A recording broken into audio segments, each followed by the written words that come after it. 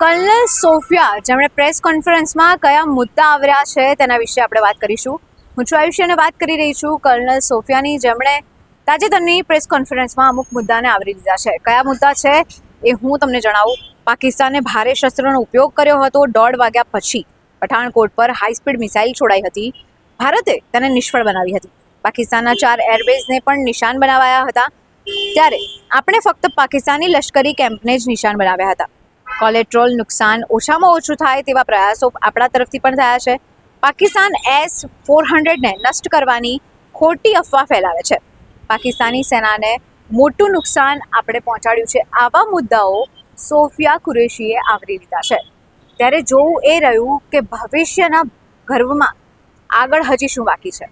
આવી જ નવી માહિતી માટે જોતા રહો અસ્મિતા ભારત.